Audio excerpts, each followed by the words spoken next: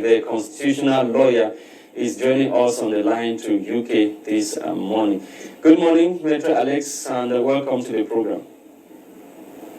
Good morning, Mr. Lasha. Good morning, Mr. Etape. Good morning to your entire team, and good morning to the beautiful people of the Cameroons. Always a pleasure to be on your program, to give some facts and maybe some opinion. And I hope, as a leader of an opposition political party, when I come on your program, I'm analyzing policies or facts. My mission, I never go personal. We have crisis in Buea now. We have issues as we talk about the president violating the law.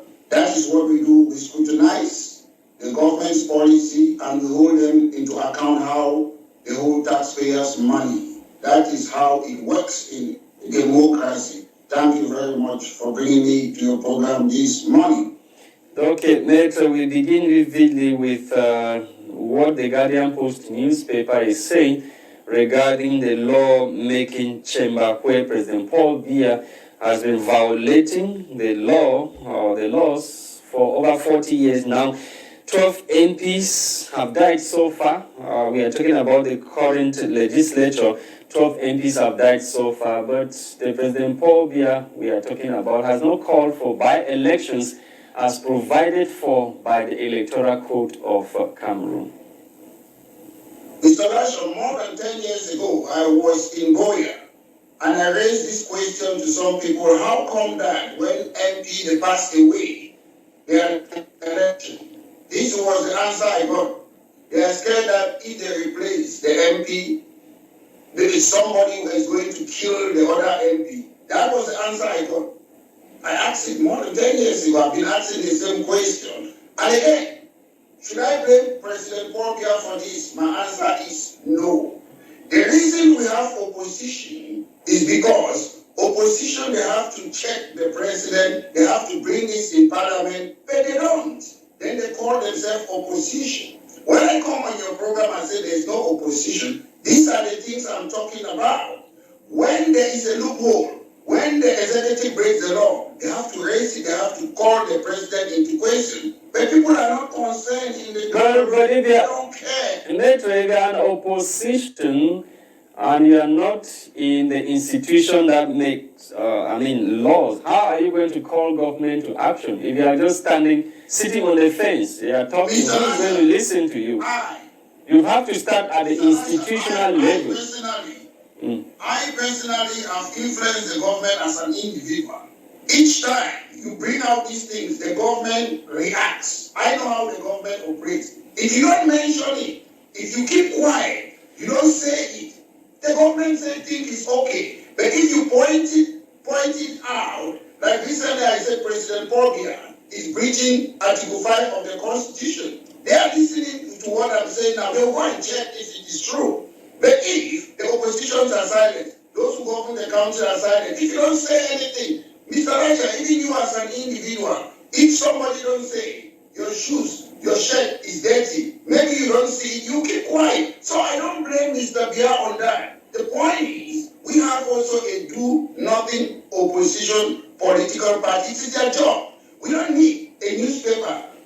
Mind them. Some of these people, they earn money in the government. They are being paid. Some of them are in coalition with the government. So they are protecting their interests. That's why we have conflict of interest in the Cameroons. Because it doesn't need a newspaper to come and say it. It doesn't need MaitreANL, who is not a paid opposition, to come and bring these things to the public. At the end of the day, if they are quiet, they don't say anything, Mr. Biya doesn't care. And again, it brings this point, what I've always been saying, and other international observers have talked about it, that the Parliament of Cameroon is a rubber stamp. If members of Parliament could pass away and they don't replace them, if the function is useless, whether nobody is there. When you say rubber stamp, and that's why when you say rubber stamp parliament with the swelling majority of the ruling CPDM party, what do you think the opposition can actually change when it comes to influencing how things are done at the level of the National Assembly? Mr. Lasha, the opposition can change a lot of things. As I say, 17 MPs when you against. challenge people, you challenge opinion. Listen, let me answer your question. People can change things by just talking. If there is a law in Cameroon, like what we are talking today, the electoral code, is it Article 155, 153, and 154, which says that the president have to record, or the president have to organize election by election. So, have you ever had a single opposition leader talk about it, to mention it in paper? No, they don't say anything because most of the members of parliament in Cameroon, they don't know the law. Majority are not making it up. Look at their background and whatsoever. They just think being a member of parliament is honorable. It's about looking at laws. It's about amending laws. But most of them, they don't know. They are just there to earn money, to receive their salaries. That is why they are there. That's why we need serious people. I want to encourage a lot of lawyers in the Cameroons. In the Western world, if you see, more than 60-70% of politicians are lawyers. Because you go to power there is to make laws. It's not to receive wages and go and sit quiet somewhere. So it is very important. To me, I wouldn't really blame Mr. Biya. Even in the Western world, if you don't tell, like former Prime Minister Boris Johnson, that you are lying, he will keep on doing what he's doing. The opposition is there to check the government. It is their job. It is their duty. But when you look at the opposition, I would say Mr. Biya is more smarter than the opposition. And when they come, as I say in Cameroon, it's his personality call. If you want to go, they are going for beauty contest. Mr. Biya will always win. So at the end of the day, most of the opposition, they do nothing political parties. Okay, let's go back to Buea to talk about the flood which hit that part of the country over the weekend. The governor, according to what the Guardian Post newspaper is telling us this morning, Southwest Regional Governor Buea Bilai has shifted the blame to the population, accusing the population of not respecting building or regulations in place. And so what do you have to say? The local administrative authority blaming the population for what happened. Mr. Rasha, I'm very disappointed with the governor. Why? Yeah, the name is what? Governor. And when you come and blame the population, it's a sad thing. I think you say the population is indisciplined, they don't respect regulations.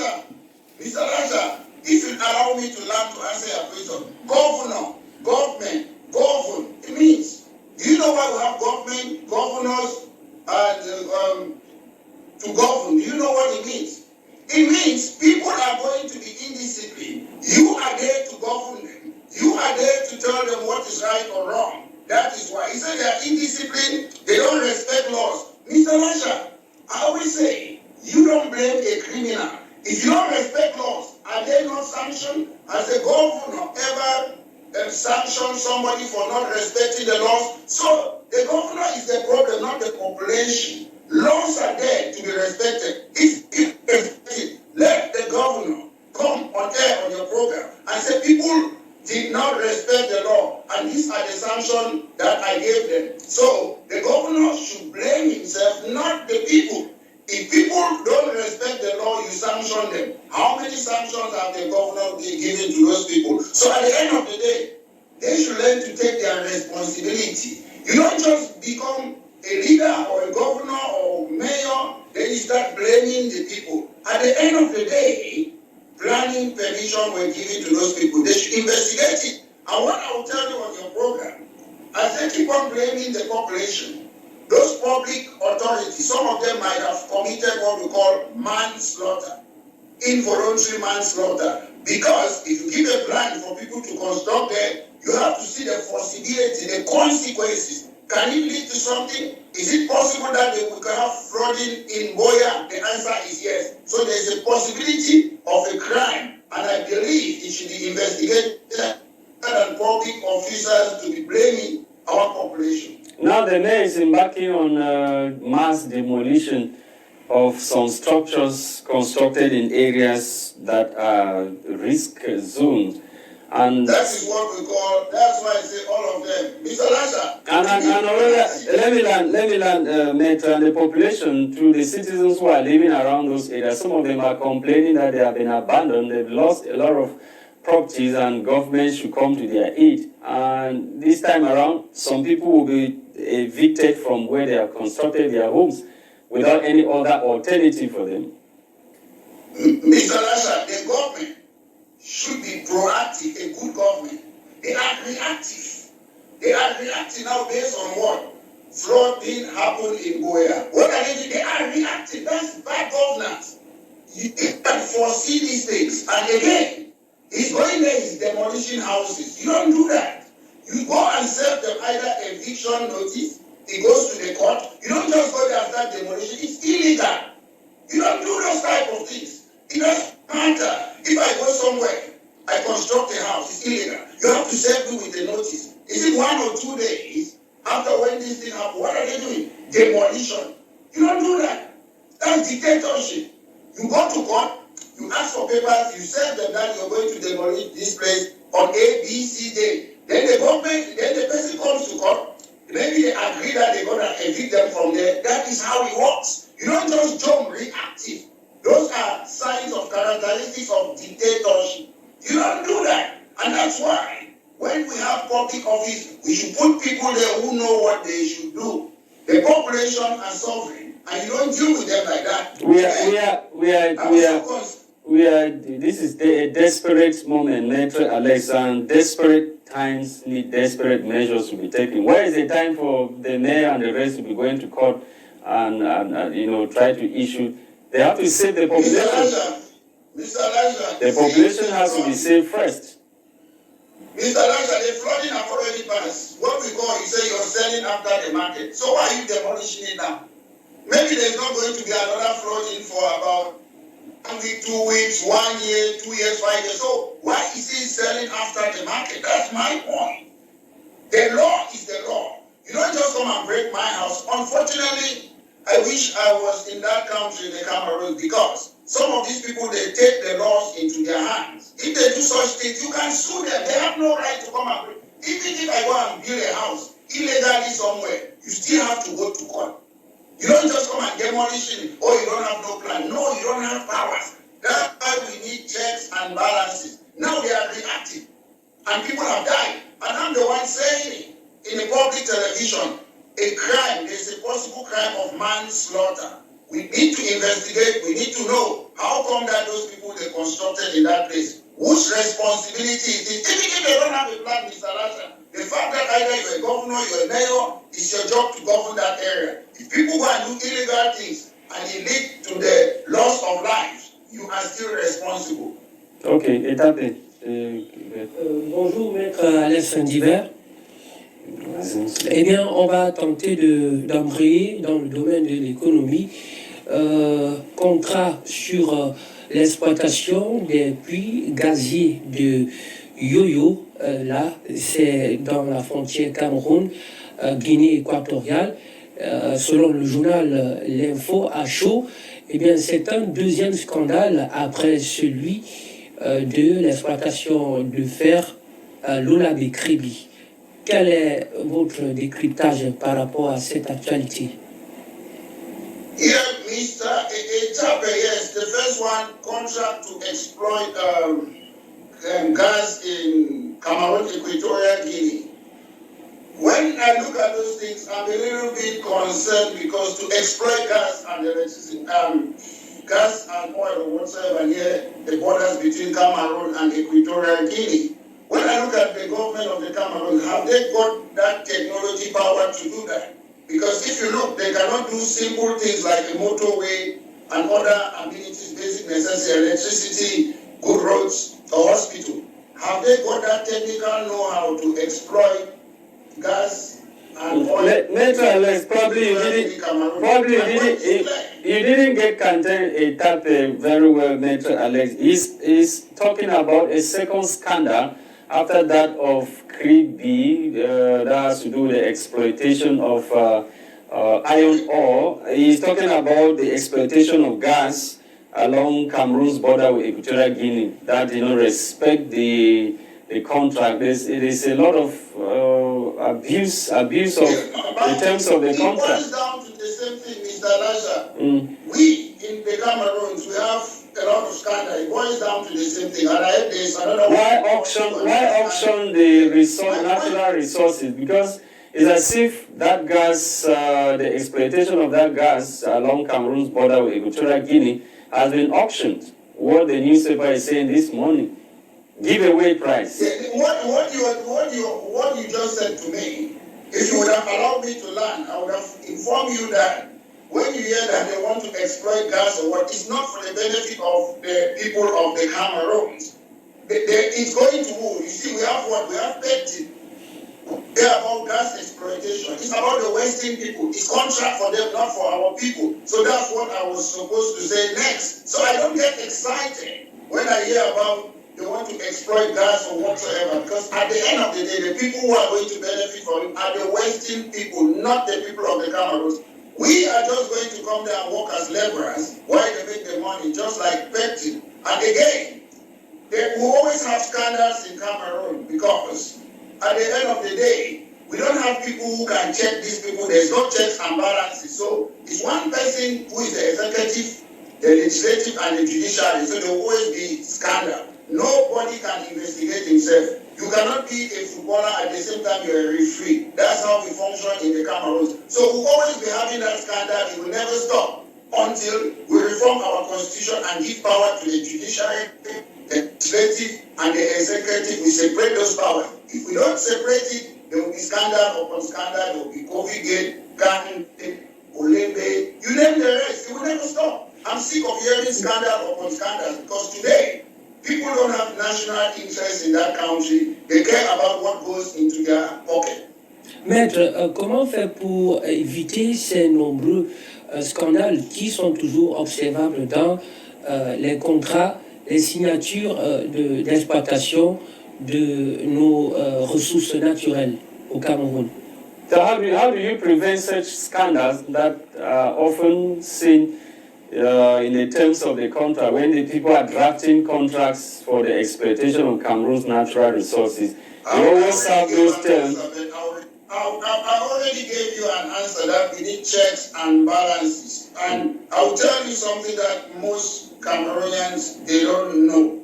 In Cameroon, we mix state and business. It's the same thing. They change it. And if you look at Cameroon, you look at the characteristics of a communist state. Cameroon is a communist state. Why I say so? Communist state, some of the characteristics are state ownership, centralized ownership, common good, and you have control ownership, and you have one-party system. What is one-party system? I mean, one party has taken the majority, so the other ones, you don't count them. If you look at communism, that's what's happening in Cameroon. We don't have a real market economy in that country. But most people think, oh, we are democratic, we are this. I look at those characteristics and we are in a socialist state where the state controls everything. And it is difficult when you are in such a circumstances, having such characteristics, it is difficult to have transparency because at the end of the day, I'll give you a simple example. Look at the case of MaitreANL. So the government cannot investigate itself. They will keep on dragging it on and on. That's the difficulty we have. The government, we don't have separation of power. We don't have checks and balances. And so far as anything in the country, it has to go to one person it will always be difficult. We always have scandal upon scandal. Because when certain files, they fall in front of President Paul Biya's desk, they look at it, oh, it's my close person. It's a close friend. What happens? It dies there. That's the problem. So scandals always happen. D'accord, maître, restons dans l'économie pour parler à présent des dépenses fiscales. Eh bien, le MaitreANL qui consacre 439 milliards de francs CFA aux entreprises et aux ménages. Comment comprendre cela? Le MaitreANL, le ministère des Finances qui consacre... Yes, they say the Ministry of Finance of Cameroon has dedicated the sum that he read to you to some private, yes, 439 billion francs CFA to some enterprises and households in Cameroon. What is your reaction to that? Mr. Lasha, I don't know directly those enterprises, but my concern with Cameroon, when a minister is allocating funds to certain enterprises, il faut préciser souvent les dépenses fiscales. And some, how do they choose to select certain enterprise in the Cameroon to give them money? What do they do with somebody who is in Oshe or Kikakilaki or other parts of the Cameroon? So I don't understand how they allocate. I'm not really concerned that they are giving it to an enterprise. My concern is they say we are a country. How do they make decision to say we are going to start a creepy road without saying we are going to start a bank? Without saying we are going to do a road in Jaerobo. So that's my concern. So is the problem not coming from the level of the National Assembly? Because all those things are contained in public investment budgets decided by members of parliament who validate this budget during November session of parliament. So who is to blame? Is it the MPs? Mr. Lasha, what you're saying to me is that if I'm a parliament in Donga Manto, I would not say they should construct a road. The question is, if you say they should construct and it is not taken, if you say and it is not taken into consideration, who is to blame? If you say and it's not taken into consideration as a member of parliament, you tell yourself, what am I doing in this house, and you walk out. That's what you should do. Rather than staying there, working against your people, anything for doing nothing. Okay. MaitreANL, let's talk about the Social Democratic Front Party, SDF. The reorganization of basic organs of that political formation is still ongoing, and recently we had the leaders emerging from Tiko, Douala 4 subdivision, Douala 3 subdivision, and we are hoping to have that of the center region this Saturday. What do you have to say to that reorganization coming shortly after? That word, the last time I heard that word, is what I would describe what they are doing, old wine in a new bottle. That's what I would say. And if you are an opposition leader, where you see your progress is by winning election. The last time I heard that word reorganization, it echoes the national reorganization in Argentina, a military junta dictatorship in 1976 to 1983, supported by America. So when they keep on metamorphosing, changing something, it's not important. Election have come and passed. Then you're reorganizing what? They are saying that for future elections, we still have future elections in Cameroon. Elections are forthcoming. Parliamentary, presidential elections.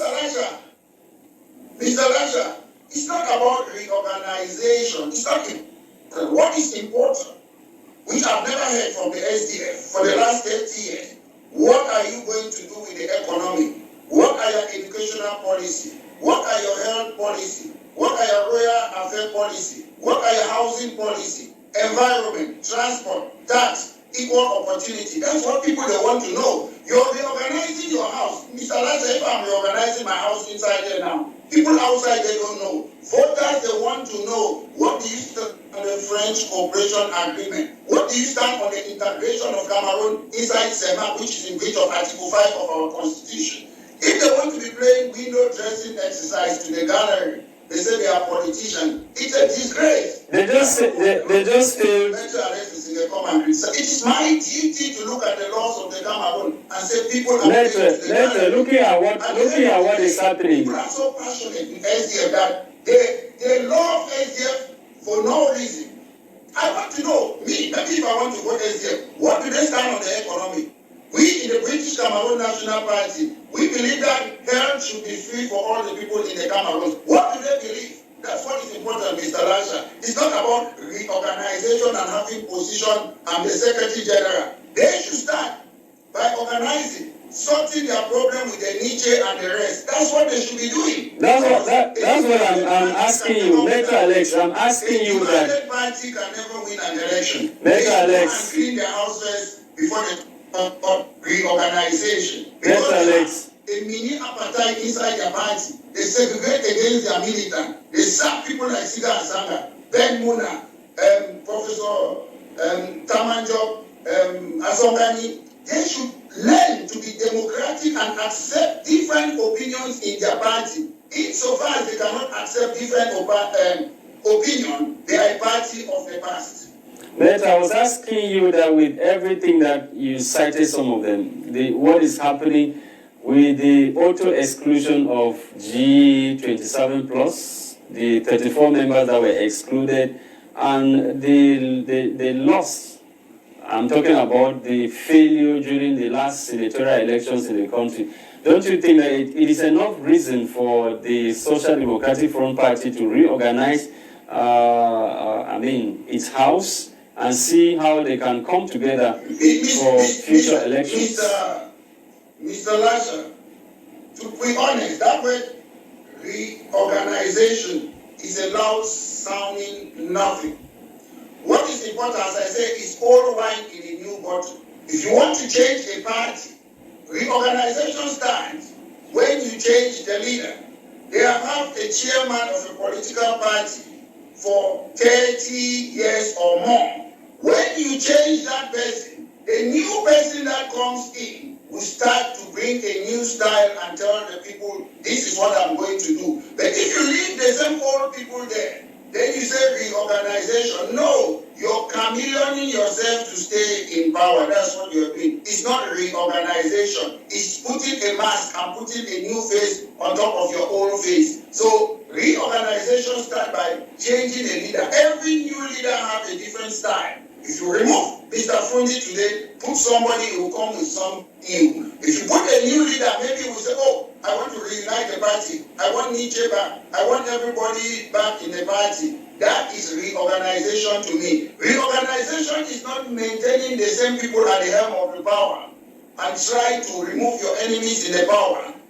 Getting ready to go to a convention or conference to try to stay in power again. That's not reorganization. I've often said, better the CPDM political party that will understand how they operate than the SDF, which is not inclusive, which keep on kicking out members that have been in the party from time immemorial. A lot of people are very tribal in SDF. They just support SDF for no reason.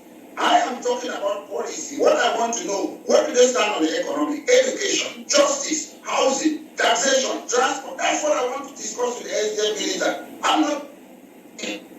I want to know when you empower, those are the things you have to implement. What do you believe in? What do you stand with? Can you run a country? Are you competent? I want to have that discussion with people like the SDF political party, because you cannot just say you're opposition. Then people who are not even in parliament are more opposition, giving more, because opposition means contrary, giving different view, antithesis. That is what I'm doing. I'm doing what they should be doing, because some of them, they are in parliament, no matter if they have only 5 or 7 members of parliament, at least they are well placed more than myself. That's why they should learn, if they want to reorganize their party, by putting competent people who understand the law. Okay, Maitre, we'll end with this last headline in the Guardian Post newspaper, talking about the outing of the Minister of External Relations of Cameroon, Eugène Belambela. That was during a ceremony in Yaoundé to commemorate the La Francophonie Day yesterday. And the minister said, hailed La Francophonie for promoting peace, cultural diversity in Cameroon. What do you have to say to that? Promotion of peace and cultural diversity by La Francophonie in Cameroon. I'm listening. What's Francophonie to promote French? Later, I'll come back to you. I have a caller on the line. I will come back to you. Our first caller, probably the last for the day, first and last for the day. Good morning, sir, and welcome to the program. Yeah, thank you very much. Yes. Right on. What is your name? Where are you calling us from? My name is Michael. I'm calling from Buea. Okay. I listened to the brother on the podium, and I just want to ask, does he know, I'm not a militant of SDF, but I remember SDF has a manifesto. Has he ever taken time to look at the SDF manifesto? So what are some of the things that you read in the manifesto, since you have a knowledge of the manifesto?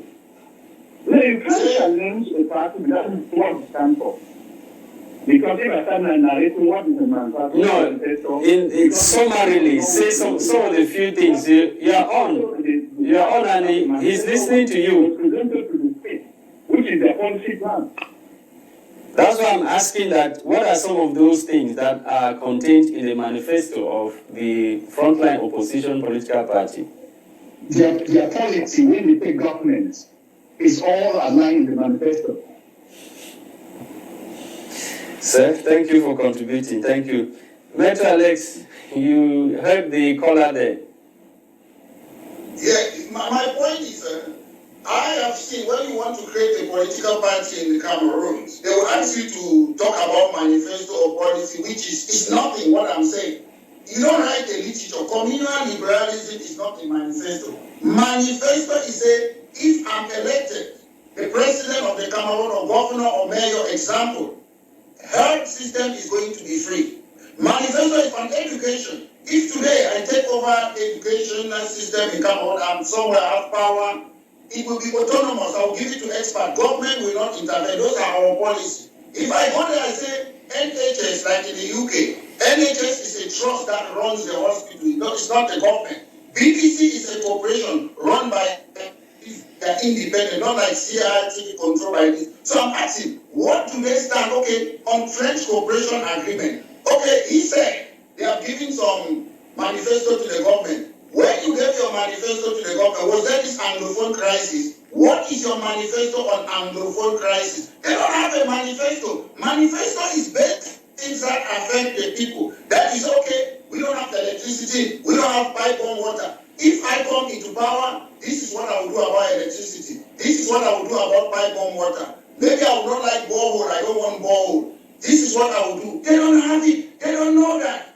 They think that when you write a document, the reason the government is asking you to write something and give it to them. They want to make sure that you're not saying something that is dangerous. They want to control you. Manifesto is an example. I can say, if I win election today, I will reform the constitution of Cameroon. I will bring a committee that will sit. That's my manifesto. What do you stand about constitutional reform? For 30 years, SDM have been talking about federalism. Federalism is the form of a state, and that's a matter for constitutional lawyer, not just one party to deal with it. When I speak here, most people come and talk they are SDF. I've never been an SDF militant, but from day one, I was with the SDF, Liberty Square, Stadium. Okay, let's finish what you started saying with concerning the outing of the Jeune Bela regarding la francophonie. Yeah, I was saying about the Commonwealth. Commonwealth is there to promote the French culture. So when they talk about multicultural promoting what, then they will not be followed. In Cameroon, our problem what we have in Cameroon. They say promoting peace and cultural diversity. That's what the minister said. Mr. Laza, you put institutions that bring peace. You don't vote peace. Mr. Laza, peace, unity, those are just slogans. Those are words. If you want peace, you have to recognize the ethnicities in the Cameroon rather than forcing all of us to follow a NAM, which is inherited from France, military tribunal, inherited from France, école normale, inherited from France, gendarmerie, inherited from France. That you're not promoting peace when you're forcing us to follow French culture only, when we have double heritage. Beside our indigenous culture, we have two cultures. So when you're taking the French culture and forcing it in the English part of Cameroon, you're not preaching peace, you're preaching disunity, entropy. So action speaks louder than words. So what the La Francophonie, what the minister said, does not conform with reality? Is that what they are saying? Mr. Lasha, anybody talk is cheap. Talk is cheap. I'm saying, Mr. Lasha, I always give this basic example. If you have your children at home, 5 children, one say, I don't eat okra. The other one says, I eat stew. If you give them other one food and force them, there will be confusion in your house. But if you share their plate and give them different meals, what they like, the best meal, assuming that you have the money to give them, there will be peace. But if you say everybody must eat okra, there will be trouble in your house. Thank you, MaitreANL. Thank you to that caller, Lone caller from Buea this morning, and of course, Christian Tebon. Thank you so much.